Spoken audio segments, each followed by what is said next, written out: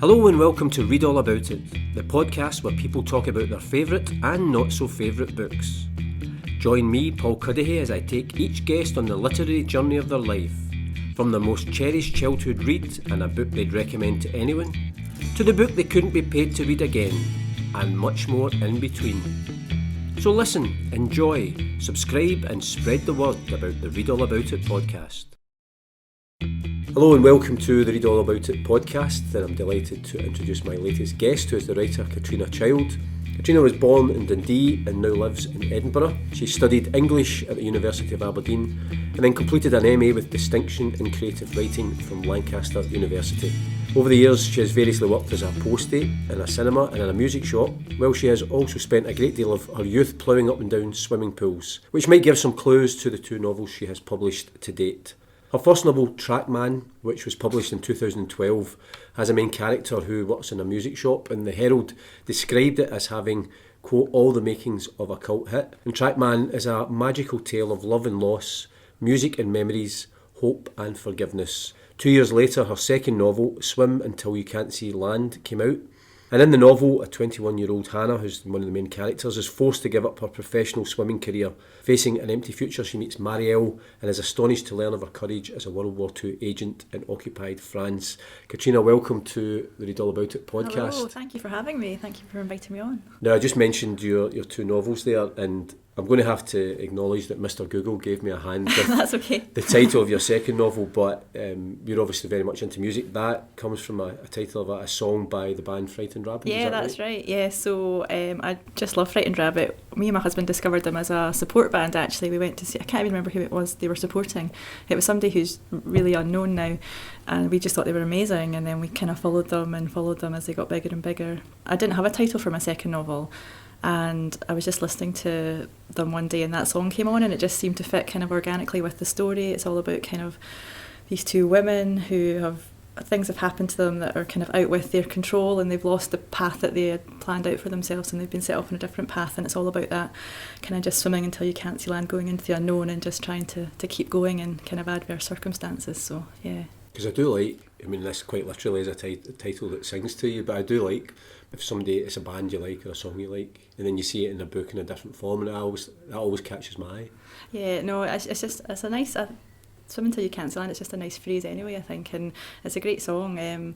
My kids, my husband's been playing the Emma Pollock, I don't know, she did a cover album of Scottish songs recently, and she sings Swim Until You Can't See Land on it, and he's been playing it to my kids, and they've been going around the house singing it, which is quite funny, because I don't think they realise that I've written a book with the same title. Yeah. So that's quite cool, actually, and when they get to that age when they realise that'll be quite nice as well. That will kind of all click into place. Yeah, so I mean, I mentioned Trackman as your first novel, and music's very much at the heart of that, but just in terms of being a writer, can you still remember what it was like, the thrill of actually holding that book as a published book in your hands for the first time? Yeah, I didn't actually. I don't think I really believed it until I held it in my hand, and I remember I didn't tell anybody that it was coming out, really, because I was scared of jinxing it, whereas I should have been saying to people, because I tried to get people to buy it when it came out, but I was so kind of nervous that it was all going to fall apart, because it just seemed like a kind of a dream come true. And I remember going to the publishers, I had to leave my work just to go and see them, and then bringing it back on the bus, and then texting my family and sending pictures of it, and yeah, it was very exciting. So was that a surprise then for them, because if you hadn't really spread the word far and wide? Yeah, well, I had told my kind of immediate family that this was happening, but like friends and things I hadn't really said, and I'm always a bit scared of jinxing things by saying it out loud, so yeah. Because one of the things I've found, and you probably found it the same, is whenever you've published a book, your family, I mean, there's this just immense pride. I mean, I remember my first novel came out and my mum telling me she was in just the post office queue and just talking to some random woman in the queue and just obviously just manufacturing the conversation to say, my son's just brought out a book, and you think, that's so lovely, because and it'll be the same thing for me and obviously for you, if your kids end up doing anything, that you just have this overwhelming pride and want to share it with everyone. Yeah, no, definitely. I think my dad's definitely like that with us, and like my sister as well. When she does her athletics, he's always just dropping it into random conversation that I've written a book and their sister's an athlete. So yeah, I mean, I suppose then for people who don't know, your sister is Ailey, yeah, and she has won medals at the very highest level, running for Scotland and for Great Britain. Yeah. So she's a 400 metre hurdlist. She's out at the moment because she's just had a wee baby. But yeah, she's won medals, Commonwealth medals. She's got an Olympic medal, so she has competed at the highest level. So I think. And quite nice, I think, probably for your parents that that achievements in completely different fields. Yeah, that, on the one hand, she's in that sporting side of things. I touched on the fact that you were obviously swimming when you were younger, but then they have these books and they can go in a bookshop and they see your book with your name on it, and as a parent that must be great for them. Yeah, no, I think so. They've always been very supportive. I remember even I was doing, when Trackman first came out, I did a festival and I was doing a book event at the festival, and I was on at the same time as Ian Rankin, so I had no hope of anybody coming to see me, and my mum was like outside the tent just forcibly dragging people in. I think she's like, come in and listen to my daughter. That's brilliant, I love that. So they've always been really supportive. That's great. Obviously in the course of the podcast we'll maybe find out what, in terms of your writing, what you're working on now. But obviously the idea of this is just to kind of take you back through the literary journey of your life.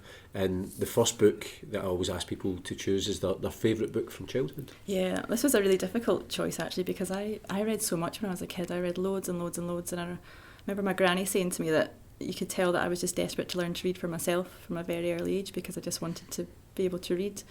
And I could have chosen a lot of things, I think, for this one. I almost went with the Famous Five, because I read all those, Famous Five, Roald Dahl, all those kind of classic authors when I was younger, and the Famous Five was the first book I ever got out of the library, and I remember my dad taking me to the library, and I was. And you still remember that? Yeah, I remember that vivid memory of, and I didn't know what to choose because I was just overwhelmed by all the choice, and my dad was like, "Oh, the Famous Five are quite good." And I was like, well, I don't know which one to choose because there's like a whole row of them. And he was like, well, just choose the first one and then see how you get on. So I did. And then I remember going back and just working my way through the entire series. So I almost kind of went with that because that kind of set me off on my reading journey, I suppose. Because the librarian actually said to my dad that I was our best customer, apparently, because I would just devour books. And that's why I'm always like big up libraries so much, because they're so important. And I would never have been able to have read the wealth and quantity of books that I read if it wasn't for my local library. So I would always champion libraries. Because it's always my worry that it's one of those things that people won't appreciate them until they're gone. Yeah, that's the thing. Yeah, and they're just so much more than, and nowadays as well, with getting access to the internet and newspapers and being able to do your CV and things on the computers. There's just such a kind of, they're so important. And as I said, I don't think I would be the reader or the writer that I am today if it wasn't for my local library.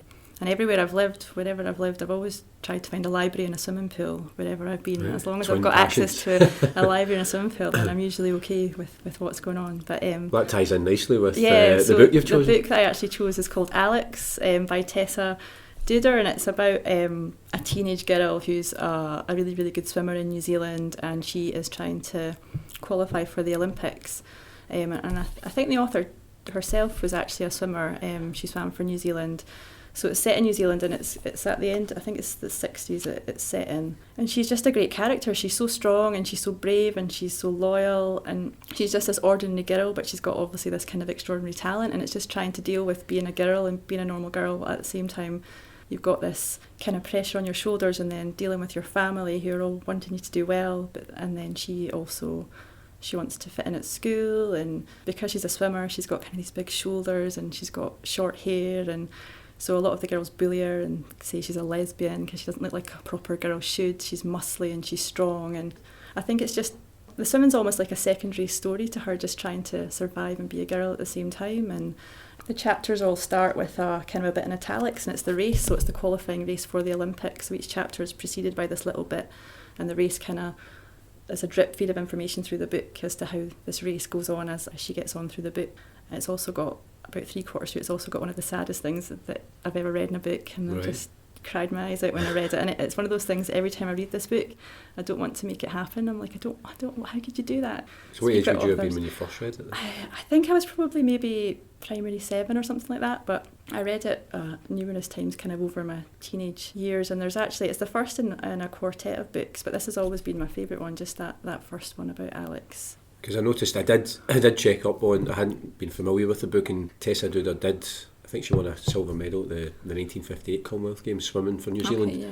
But I was also wondering if, again, when I was looking on your website, and it did mention the fact that you did do a lot of swimming when you were younger, and was that one of those books that you stumble upon that obviously it's your love of books, but then you find a book about a subject and an interest in a sport that you're really into. Yeah, definitely. So I was a competitive swimmer I can't even remember learning to swim. I just always remember being able to swim, and I kept it going up until university, and even when I left university I still took part in races. I don't do that anymore because I'm not fit enough, but it's something that has just always been with me, and I've got so many friends from when I was swimming, and I wasn't at any way, shape or form the Olympics standard, but I just really, really enjoyed it, and it's always been something that I find kind of de-stresses me. Like every so often I just feel I need to go and pound the pool a little bit just to kind of work things through and get and sort things out in my head, and so I just love swimming. So yeah, finding a book about someone who loved swimming as well, and just that sort of loyalty and that strong teenage character, it really appealed to me at that age.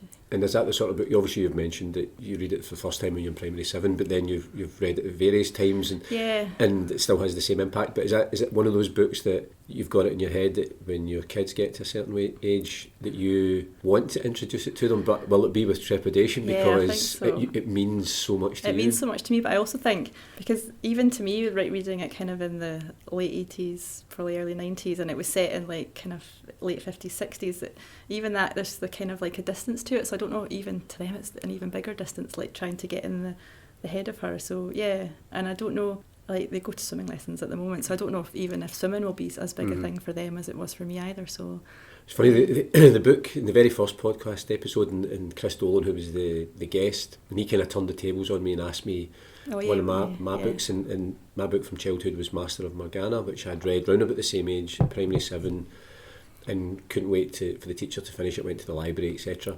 And maybe about 4 or 5 years ago I was invited along to a primary school, and it was part of the literacy week, and they wanted adults to come along and talk to the kids about their favourite books, just to try and show that reading was actually a really positive thing. So I'd taken this book along, spoke about it and read a wee bit, and at the end one of the pupils had actually wanted to know what else was going to happen, and ended up leaving the book just as part of the classroom library, and that really that was the highlight for me, because I thought that's then passing that on. So I think a good book will transcend different generations, I think. Yeah, I hope so. Because another book that I really enjoyed from my childhood was The Faraway Tree, the Enid Blyton stories, and I was reading them at night to my daughter, and then some of it I was like, oh, actually, it's still good, but there's bits in it, and all like the names of the characters and everything. It was like, there's probably a few question marks over some of the Enid Blytons. And I was like, and I started calling one of the characters Franny, just because I was like, I can't say your real name over and over again. It's just, and I don't want to explain to my daughter why I am. So like I've always wanted to write a swimming book myself, and every time I tried it just was like a parody of Alex. So when I wrote Swim Until You Can't See Land, I kind of turned it on its head a little bit, and it was a character who was a swimmer but for various reasons had to give up their career to try and show how much it's meant to them, and how much they don't realise how much it's meant to them until they've kind of lost it and they can't get it back. So is that the idea that the starting point is, sometimes the advice is write what you know, but then that's just your starting point? And very much, obviously you then take it in a completely different direction. It's just that one link that anchors you to maybe the knowledge of swimming, but then you then go off as a novelist to tell a completely different story. Yeah, no, I would definitely say that. I always try and have a little kind of kernel of something that I can pin onto, and then I go off. I kind of like that what if, the Stephen King book on writing, when he talks about the what if idea of what if this happened and what if that happened, and it just takes you off on a journey. And I always try to write about ordinary people but in extraordinary circumstances. I think that's what I try and write. So. And mentioning that Stephen King book, I always think that for anybody who is a writer and wants to be a writer, that should be one of the starting points of books to read. It's a brilliant book, and because the thing was, I loved Stephen King at school, and I read Stephen King all the time, and I remember I got a prize in first year, I think, at school, which is the only academic prize I ever got, and they gave you a voucher and you had to go and buy a book and bring it into the prize giving, and then they presented you with this book at the prize giving. So I went off with my voucher and I bought Carrie by Stephen King, and when I brought it into the prize giving, I realised that everybody else had bought like dictionaries and encyclopedias and stuff, and mine was the only like fiction book. She was just they just kind of put it on the pile and handed it to me, and I used to get told off for reading too much Stephen King at school and reading too much point horror books. But then when I went to university to do my creative writing MA, they were like, study this book by Stephen King, it's brilliant, it tells you like all these things that you need to know. So exactly. And also, even while we wouldn't have realised at the time, the very fact he's writing books that millions of people devour, he obviously knows what he's doing. So if you want to be a writer, even subconsciously you're learning from that. Yeah, no, and even if you don't want to write maybe what he's writing, then you can learn so much anyway. And Yeah, that your last podcast I listened to when you were talking about 11/22/63, yeah, I loved that book as well. I thought it was brilliant. Yeah, so I was glad that was brought up. Well, we take you on from your favourite book from childhood and then go into the kind of teenage, university, more formative years, and it is a great Scottish book by a great Scottish writer. Yeah, so I went for The Crow Road by Ian Banks, which I actually came to because of the TV show, so it was a couple of years later than the book came out. I think I was 16 at the time, and I must admit it was purely down to Mr. McFadden and his doughy eyes. I thought that was a great series. It was a great series. I really enjoyed the series. I haven't read the book first. I'm one of these people who, if I watch a film or a TV show that I really love and I find out there's a book, then I will automatically go and seek out the book. Right. How does that compare then as an experience? Oh, well, the book's always better, I would say. Yeah. And I think there's very few... Even if you've watched the film or the TV I would say series so. first, I would say so. Sometimes it hinders you because you kind of have someone like an actor or a voice in your head from the film that you maybe can't shake. And in terms of The Crow Road, was that a good thing, the fact that it was Joe Yeah, McFadden that you kept picture of? I know, I remember that first. I'm sure the first thing he had a Nirvana t-shirt on as well, and I was really into kind of Nirvana and everything. I was like, oh, who is this? What is this? And I remember actually going to a party at someone's house and they had the same copy. For those of you that can't see, I've actually got a copy of The Crow Road here and it's got Joe McFadden on the front.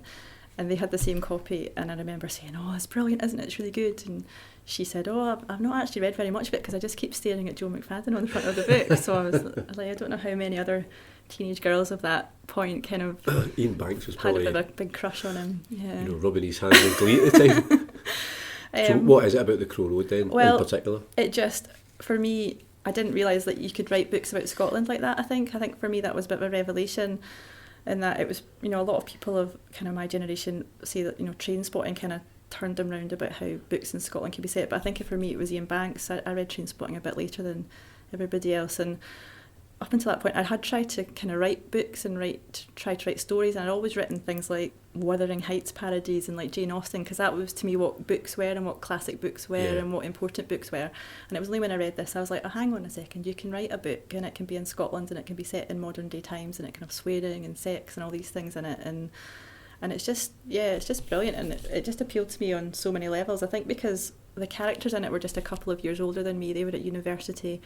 My apprentice was at university, and someone said to me once that children's books, you should always read kind of like about characters who are a few years older than you because you're kind of seeing yourself in the future. Yeah. And I think to me I was seeing kind of him at university and going out and drinking and doing all this stuff, and I was like, oh, that's my future. And it's kind of, you're a bit nervous about it, but at the same time it's exciting to think that's kind of what's coming to you. But also just the whole mystery of it, like Uncle Rory, what happened to him? There's that whole like, I need to keep reading because I need to find out what happened to Uncle Rory. And then the structure of it, it's there's flashbacks and there's bits that Rory's written, and it's just trying to kind of piece together the mystery at the same time as Prentice. And actually in my copy of the book as well, there's this whole unrequited love thing. And when I was 16, I underlined that line, eating my heart out, consuming my soul, because I was like, oh, that's just so good. And now I'm like, well, it's a bit kind of adolescent angst, but at the time I was like, oh, that's what it's like. Yeah. For me, when you see that, then even before you've become a published writer, that's almost the actions of a writer, that you, beyond the story, you're seeing like specific sentences and phrases jump out at you to the point where you're underlining them, and they stick with you and they resonate with you. I used to write lines out and stick them on the wall and stuff from books and things. And also as well, because it's partly set, it's kind of fictional, but it's also set in Argyll, and it mentions Connell and Oban, and my dad grew up in Connell. His mum and his dad had a bed and breakfast there, and so it mentions like Connell and it mentions the airfield at Connell. So I think as well, I was also like, oh, these are places that I actually know as well, and I know from my childhood. I must admit, I never ever put any markings in any books. I would take notes, but I would never. Yeah, mark. Yeah. No. Some people think it's kind of. Yeah. But also, in a way, that's just a personal thing. But I think sometimes, particularly if you're looking back at that book you've had for a few years now, even just seeing that line underlined and you mark it, then it must take you back to when you were that age and the first time you read that and scrambling about for a pen to say, I need to mark that. Yes, that line of what it's like to be a teenager in unrequited love. And and when I moved to Edinburgh, actually, Ian Banks, I used to see him all the time, especially when I worked in Virgin Megastore. He used to come into the shop all the time, and I used to always be like, oh my God, it's a celebrity. I used to get so excited when he came in. In terms of his other books. Did that then take you on to read the rest of his Yeah, work? I've not read all of them. There's so many of them, but I've read a few of them. I've read Espadare Street and The Wasp Factory, and so I've read quite a few. With Espadare Street in particular, again, is with your interest in music, music, did that kind of I really either resonate with you, but also inspire you, because obviously music's such a big part of your life, and then also a big part of your first novel. Yeah, definitely. Music is meant a great deal to me. And I think it's like these sort of teenage books. I think the music that you listen to as a teenager always stays with you as well, and it always means more to you than anything else. There's like albums that I listened to when I was a teenager that I can recite all the lyrics for, and even though I love like a new album today, I would never listen to it with that kind of intensity that I would as a teenager. And I suppose that's when your whole life Yeah. revolves around music and books. Yeah, you just shut yourself away in your room and read and listen to music. And have you read his science fiction books? I don't think I have actually, but I don't know why, because I do like science fiction books as well. I don't really have any kind of genre book that I wouldn't read, so it's funny, so many books. I'm not a science fiction reader, and I've spoken to a couple of people who aren't either, but because they loved Ian Banks, they would read the Ian M. Banks books as well, and that, again, once you get beyond the genre and set aside, they're actually really really well told stories. Yeah, I think like with this podcast, there's all these books that you then have to go and read afterwards after listening to it. Tell me about it. There'll be some more from today, I'm sure.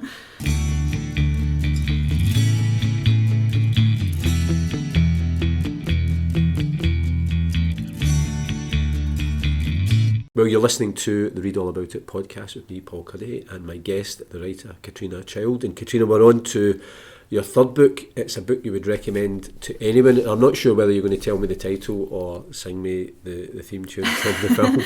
Well, I've got a terrible singing voice, so I won't do that to you. But it's Watership Down by Richard Adams, which I feel like it's just been a book that has been kind of ever present for me throughout my entire life. So I read it first. I remember writing a book review on it in primary 7 and drawing pictures of, didn't actually do much writing, I just drew a picture of the rabbit. And then I read it again at university just as a bit of escapism, just because I was kind of getting bogged down with all these kind of books that I had to read for class. And then I read it again later on. I must have read it, I don't know, I've read it loads and loads of times now.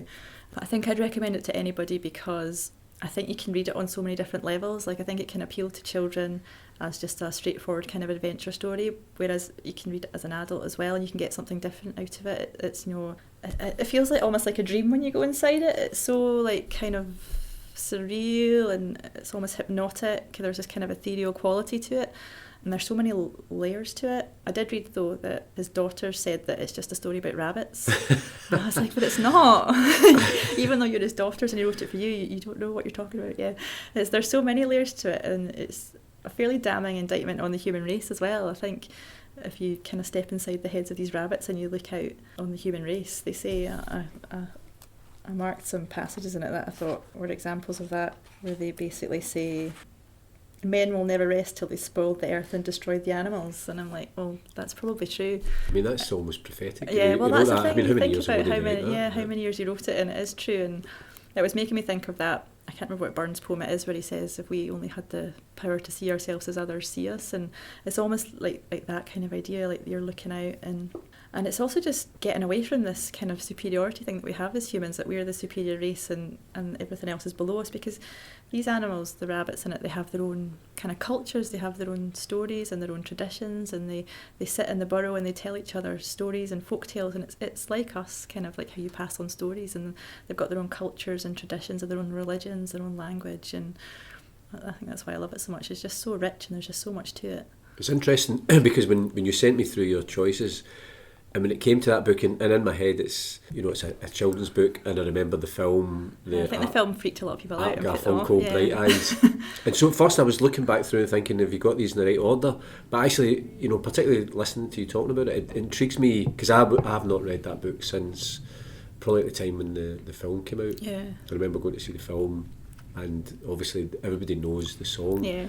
But it's interesting then to be able to go back. That's what I love about the podcast, that then people will say, what about this book, and then explain why you should approach it again as an adult. Back to it. Yeah, I think you can definitely get so much out of it, and I think I just get something different every time I read it. And it's got quotes at the start of each chapter from different people, and like actual like Shakespeare and all sorts of things. It's so rich, and I became a bit obsessed with it as well. Like with The Crow Road, I actually memorised passages of it, the whole bit about all the world will be your enemy, Prince of 1,000 enemies, and I memorised it, and I wrote out passages and stuck it on my wall and things. So yeah, I became a wee bit obsessed with it. But because yeah, obviously people know the film, but it was recently, in the last couple of years, it was remade. Yeah, it was remade, and I didn't watch it. I was going to watch it, and then I think it did save it on our Skybox, but I don't think I ever got round to watching it.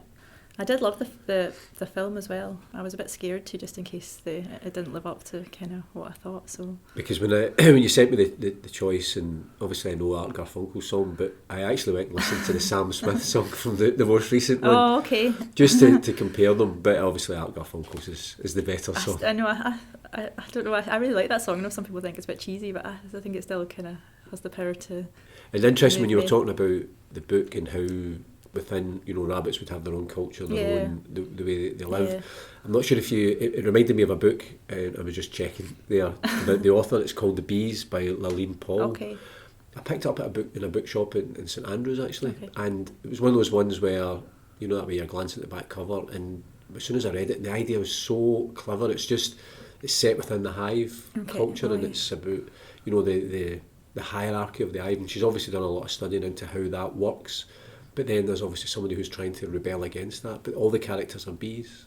Well, that does sound interesting. And you're totally in that world. And it sounds, trying to explain it to somebody, and if people have looked at me sceptically, and I said, once you read it, she's done it so well, and it's so well researched. And then you do realise that there is this whole world and how that works. It's not random that that world of bees works the way it does. It's I would say, particularly when what you're saying about Watership Down, I would recommend that. Because I think Richard Adams, he did the same. He kind of looked into, there's a book called Private Life of Rabbits, which is all about the behaviour. So I think the behaviour aspects of them he put in, so it is quite accurate in terms of that. But then he gave them this whole kind of added layers of their traditions and their religions and all that sort of stuff. So I mean, I'm really intrigued to read that as an adult now, but given what you've said, and also it's interesting with some of the things you've touched on, which we'll probably go back to later on, when one of the books that you've chosen is what you're currently reading in terms of our humanities, and how we deal with the environment and everybody around it. But no, it's a very interesting choice.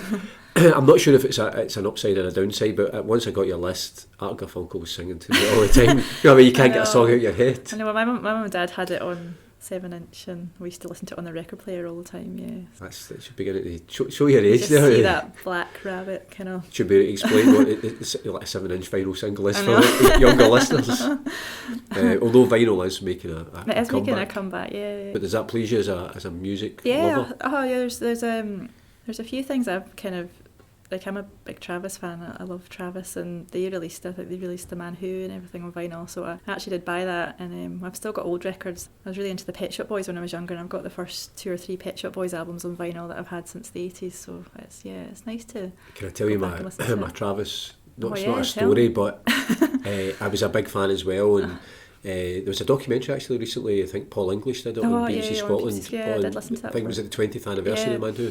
Brilliant documentary, people should listen to it. But I remember reading an interview with Fran Healy a few years ago, and it might have been either a throwaway line, and he was almost making a virtue of just saying, I don't really read many books. And when I read it, I'm thinking, well, you're obviously, you're an artist, you're a songwriter, you're writing these lyrics. That's not a virtue, that's not something to be boasting about. And it did put me off him a wee bit. I know, I read that and I thought, what? Yeah, because I know, and he does kind of name check various things in his songs, and I actually gave him a copy of my first book because Travis meant so much to me. I've been a huge fan of Travis ever since I was about 16 as well, and I first saw them at Tea in the Park, and they meant a huge deal to me. And he's got that song Slideshow, and it's all about how songs can kind of bookmark your life, and it's all like chapters, and so it kind of resonated with me. And Trackman was all about these songs at various points of your life and being chapters in your life, and so I'm not a Fran Healy stalker, but I did, despite what people may tell you, but I did. For the record. I did go and see a film when there was an album that came out, and there was a film to go with it, and me and my sister went to see the film, and he was in the pub afterwards just chatting to people, so we went up to speak to him, and I gave him a copy of my book because Travis were mentioned in it as well. There's a chapter about Travis in it. And then afterwards I read that, and I was like, oh, he's not even probably going to read that. He's probably just chucked it in the bin when he got home. So that's disappointing. I mean, in terms of the music you chose for Trackman, was that very much the kind of music that you loved, or did it have to relate to the character and the story? It was a bit of both, really. I think most of the songs in it are songs that I like myself, but I tried to let it happen organically. I didn't want to like force songs into it, so I tried to just kind of listen to a lot of music as I was writing it and try and find songs that fitted into it as I was going, rather than trying to shoehorn songs in just because I liked them, and songs that kind of fitted the characters in it as well. Because I wrote a book of short stories that it was called As Easy as a Nuclear War, and it was based on my obsession with Duran Duran. So every short story was a Duran Duran song title, and that was a real labour of love, to quote a Hue and Cry song. Yeah, because you did a reading at that. Yeah, we were both. It was at the Horse Pub, which is sadly no longer open. So yeah, certainly we're just plugging each other's books here for this podcast under the guise of talking about your other books. From a book that you would recommend to anyone, Catriona, it's a book that you couldn't be paid to read again. And actually, given that we're in the middle of this coronavirus outbreak and scare, etc., it's quite interesting, the book you've chosen. Yeah, so it's called The 12 by Justin Cronin, and it's the second in a trilogy about, it's kind of about a virus. They're testing on these inmates, these death row inmates in America, testing this virus on them I think they're trying to turn them into kind of weapons almost, and it all goes wrong, and the virus then takes over and spreads, and the byproduct is that it turns people into these weird kind of, they're not vampires, but they're like vampires, and then there's a group of survivors who then have to deal with this. And so I read The Passage, which is the first in the trilogy, and I loved it, because I love these kind of post-apocalyptic novels as well. Like I love The Road and The Stand by Stephen King. I really like these books, and the first one I just really enjoyed. The characters were all just really personable. I really liked the characters, and it had really nice wee phrases in it. There's a thing they always say to each other, all eyes, to try and be careful, and me and my husband adopted it. We always say all eyes, be careful if you're going out, all eyes.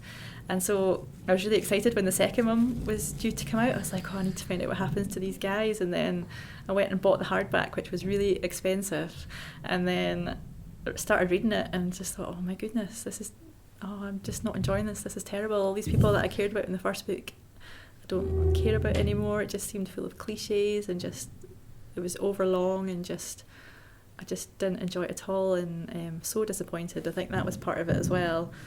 I found it really hard to read. I did read it to the end, but I was just kind of skimming it at the end because I just didn't need to get through it. I take you didn't read the third one? No, I didn't even attempt to read the third one, and then it just tarnished the first one for me as well, because now I'm like, I can't even read the first one now because it's just, Because I read the first one, and again, like you, I really loved it, and I then gave it to my daughter, who read it, and then she went on. I'm not sure if she's read the third one, which is City of Mirrors, but she definitely read the 12. I'm not sure if I don't think it's not necessarily a book she wouldn't recommend, but I think, like you, I think from the high of The Passage, which was a really good book, almost as a kind of standalone, I think she found it quite a letdown. I think that's what it was. I think it was just the disappointment and after such a good first book. I'm glad you mentioned The Road, because it's one of my favourite books. I read it every now and again, and it just, every time it blows me away. And it's one of those books as a writer that you, on the one hand you think, well, there's no way I'm ever going to be able to produce anything as good as that, but also it's at the highest of high benchmarks, but you think, well, you need to keep striving. Yeah. But that's just an incredible book, and I've given so many copies away to people, and as I've said on the podcast, I definitely do judge people on the reaction to it. Yeah, no, I love The Road. Somebody actually lent it to me, somebody at work lent it to me, and I was like, this is so good, I had to go and buy my own copy. I gave them it back, and I went and bought my own copy because I was like, I need to have this on my bookshelf. In some ways it's just so simple as well, like the idea of it, and they don't even have names, it's just man and boy, but then it's just, there's just so much to it. It's really, really good. I loved it, And I actually liked the film adaptation as well. See, I've never seen the film either. Sometimes the other way, so if I see a film, I'll seek out the book, but sometimes if I love a book, then I shy away from the film. Yeah, I must admit, I enjoyed it. I knew I was never going to enjoy it as much as the book, but I still did enjoy it. It's worth watching. I'll maybe need to go and watch it then, Yeah. I mentioned right at the start, obviously, the two novels that you've already published. Are you obviously still writing, but there's obviously demands of work and family and stuff. Are you working on anything just now? Well, I've finished the first draft of a third novel, and almost funnily enough, it's almost like it's not really a post-apocalyptic novel, but it's got kind of elements of that in it a little bit. Because I don't want to push you too much. No, I know. You don't want to jinx it. So my publisher's got it at the moment, so I'm just waiting to see what they think of it. But it kind of deals with various things. I'm not going to say about the apocalyptic stuff because that's a bit of a twist in it, but I'm also talking about drugs testing in sport a little bit in it, and touch on that. One of the characters is a drugs tester and goes around people and testing them for kind of banned substances and stuff like that. Just because talking to my sister, her kind of role as an athlete and what she has to go through to get tested, it just seemed like such a kind of strange thing, and I wasn't sure if everybody knew like what that involved. She has to nominate an hour out of every single day where she'll be. So she says she'll be in her house between 6 and 7 because she knows she's going to be in bed probably between 6 and 7, and just so that they can turn up unannounced and do drugs tests on her. And Right. and if she goes somewhere, if she goes to stay at a friend, she can't just, you know, be like, oh, I'm just going to stay at your house tonight. She's got to let them know. She's got to update her whereabouts to let them know where she is, just in case they come. It's quite yeah, intensive, so it's really intense. So it just seemed like a really kind of strange thing as well. And there's people who actually, I think most of them are part-time, but they go out and it's their job to kind of go and watch people pee in a pot and do all this paperwork and then send it off. I know. And so I wanted to kind of touch on that as well. So that's in it, and then it's kind of just about a family dealing with a tragedy and trying to deal with grief, and it's got these kind of elements going on in the background. So, I mean, how have you found, because obviously circumstance, you've got a young family, and that presents with it different challenges in terms of the demands on you, but also time. Because sometimes, obviously, as people with young kids will know, when the kids are down, sometimes you just want to put your feet up and go, oh, I've got half an hour rest. But as a writer, you're still, whether it's, you're thinking I should really be using this time to write. And is that taking a wee while to balance that? Definitely. I think I do feel guilty sometimes just sitting on the couch and watching the telly or something, because I think I should be doing something more productive with this spare time. So the third novel that I've been writing, I started it just when my daughter was 1, so it's taken me that long to kind of get through it.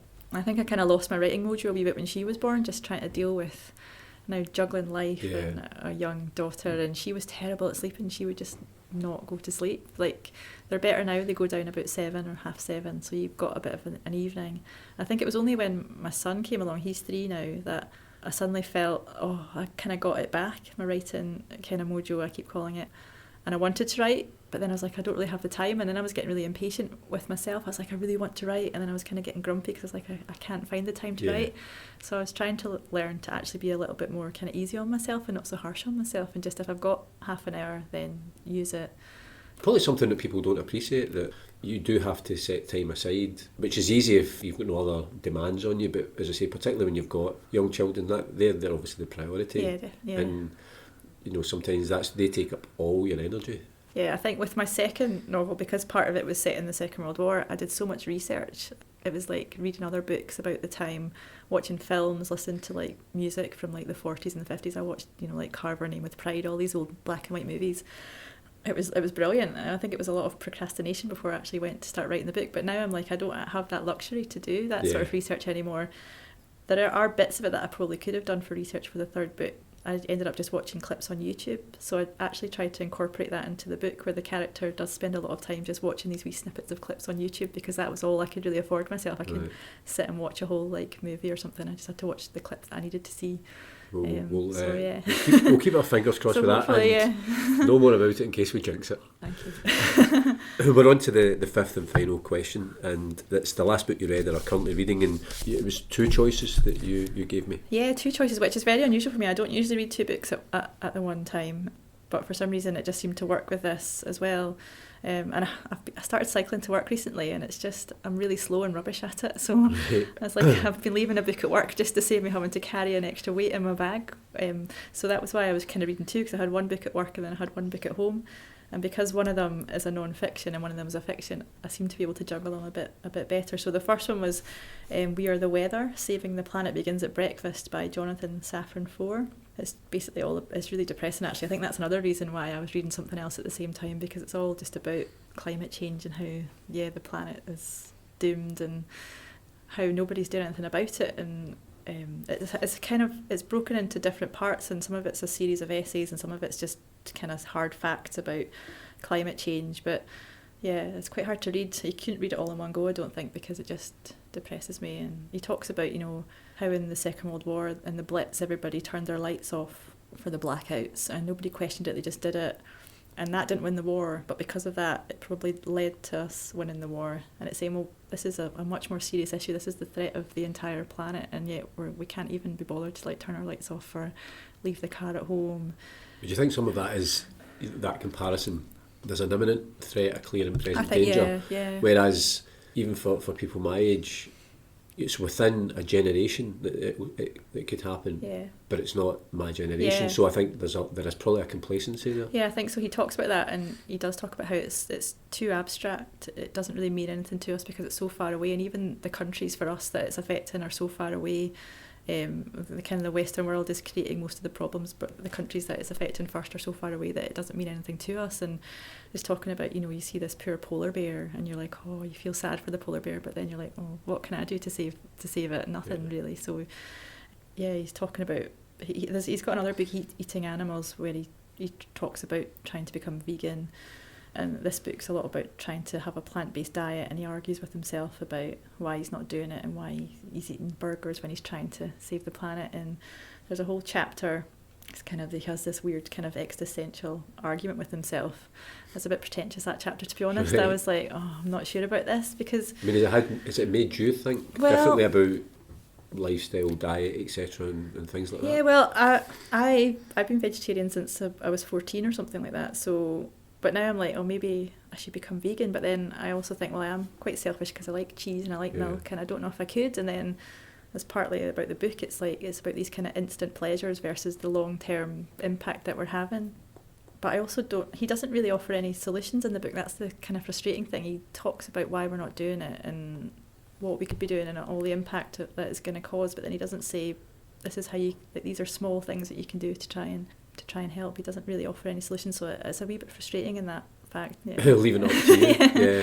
Because maybe sometimes, I suppose the argument is that better, rather than trying to preach and say you must do this, that, and then sometimes that people react against that. Yeah. I also don't know who he's writing this book to try and convince people as well, but I'm not entirely sure who he's going to reach with this book either. I don't know. I don't think he's maybe going to reach the big audience he needs to reach, especially with the chapter where he's just kind of having an argument with himself, because it is just so kind of convoluted and a wee bit pretentious that you're kind of like, even I was getting turned off a little bit, and I like him as a writer, so it's just like... It's interesting, I read a novel recently, which again is, I'm not sure if it's quite post-apocalyptic, it's called The Wall by John Lancaster, and it's basically something's happened, some climate catastrophe, and effectively Britain has built a wall around the whole of the island in order to, because I think it seems to be obviously sea levels have risen to such a high level that quite a lot of the world is underwater, and people are trying to migrate to places like Britain, which is obviously still got food but also still on dry land. And the character, it's like a conscription where they have to spend 2 years on this wall to basically stop anybody getting in. And it's obviously using the climate crisis and all the imminent warnings as the basis for the novel. It's quite interesting. Yeah, I actually saw that in Waterstones, I think it was, and I picked it up and looked at it because I thought it looked quite interesting. Yeah. The only thing that jarred with me, you know how like the books always have a wee blurb, somebody else, from some author, this is the greatest book since sliced bread. Yeah. And there was a wee quote on the back, it said it's this generation's 1984, which intrigued me as a fan of 1984, but when I read it, it's not this generation's 1984, but it is really... As a book on, the potential, what might happen, given, what you're saying just now, it's quite interesting and it's quite well written. I think as well, I feel like when I read these things, I feel almost a bit paralysed into doing anything. I'm like, oh my goodness, it's just so big and so all-encompassing. What can I do to... Yeah, and I almost just have to shut the book and go away and just not think about it. Which is maybe why you're also reading a fiction book at the same time. Yeah, I'm reading How to Be Both by Ali Smith. I don't know what else you can say about Ali Smith that hasn't been said already. She's just brilliant.